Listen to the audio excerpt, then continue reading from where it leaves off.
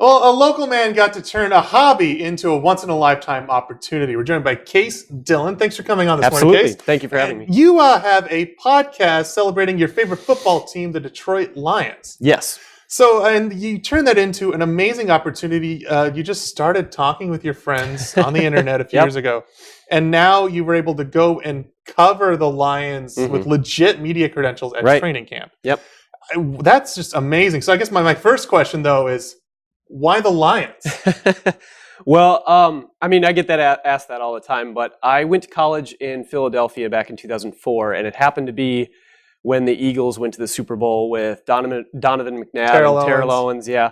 And I wasn't really that into football, but it was hard not to get caught up in the whole fervor of the thing. The whole city was excited. Everybody was, chanting the EAGLES Eagles chant, which is a little obnoxious. But anyway, I came back home.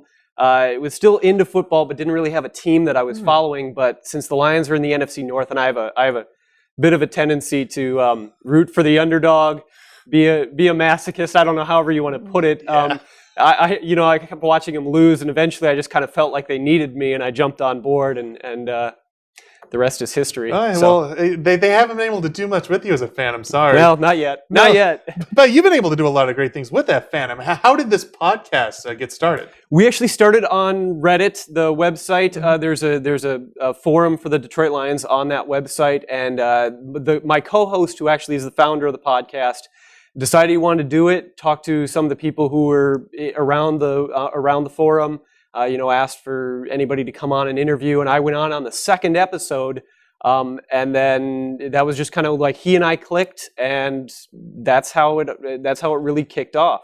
And it just started with you guys just kind of shooting the breeze about football. Yeah, absolutely. And so, how did that progress? Like, did you guys slowly kind of get more notoriety, start to get players, coaches, or how did that work? Yeah, and okay, so this we're just entering our 5th year, and we've had the opportunity over time to get a few players, media personalities, things like that. One of the coolest ones we had was the first player we had was Zach Zenner, who a lot of Bison fans might remember played for SDSU. And so I was familiar with him already, having watched him play against the Bison.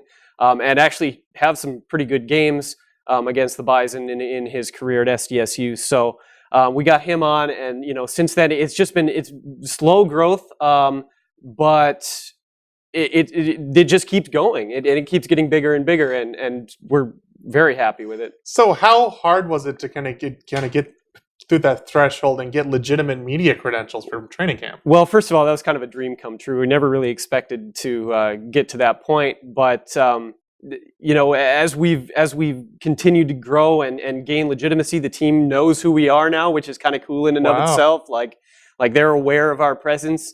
We're still, as far as like the media outlets that cover the Lions, we're still, we're kind of the small guy, but for now. It just slow growth, and this year we were on sort of a trial run with media credentials. I got to go and sit in the media booth the one day, and we were sitting right behind the uprights, so we had some field goal attempts kicked right in our direction and things like that. But I got to sit in with a presser with Matt Patricia, the head coach, and talk to a lot of the media guys who cover it. And it sounds like as long as we were on our best behavior, which I think we were, we're lined up to get full-time media coverage starting next year. And all from just kind of like sitting in your living room talking about your team. Wow. So you sent us some pictures. What was it like being in Detroit? Oh, it was amazing. Like seeing the facility and everything. It was my first time in Detroit. And it was my first time actually meeting my co-host in person, because while he's from Michigan, he lives in Florida right now. Wow, the power of the internet. Right, exactly. No, it was absolutely incredible. Everyone was wonderful. I love how geeked out you look there. Yeah, absolutely. I was very excited. That guy there is Dean Blandino on the far left. He's the former vice president of officiating for the NFL. Wow. So he was the guy who comes on the TV whenever there's a questionable call and talks about why it was right or why it was wrong, that kind of thing. So a lot of that kind of stuff.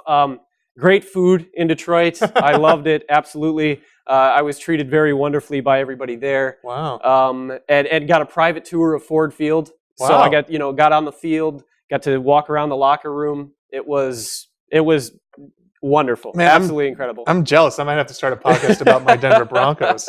Well, it's a great story of just kind of passion and perseverance leading to something great. So thank you very much for joining us, Thank Case. you very much for having me. And we'll have more information on his podcast if you want to check it out on kvr.com. You got the website right there. And we're back with one last check of the weather after the break.